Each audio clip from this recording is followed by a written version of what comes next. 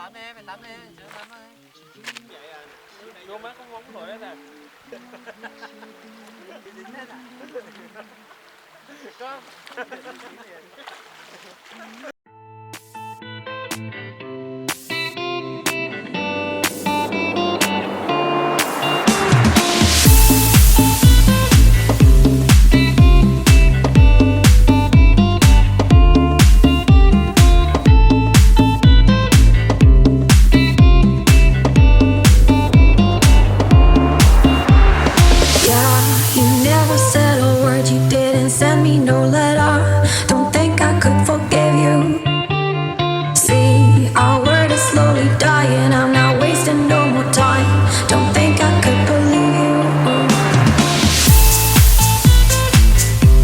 Chào các bạn, tại chúng ta đang đến với chuyến đi La Ngâu đêm 2 ngày đang trên đường vào cao tốc.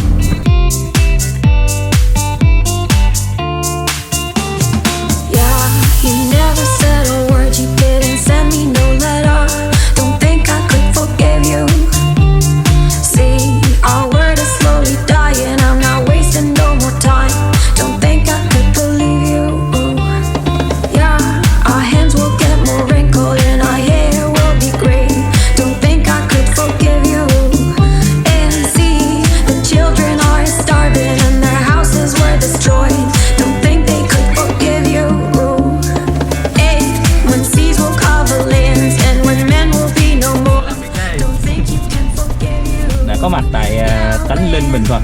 Biết sự rất là nóng. Nó làm lâu cho nó lạnh đi.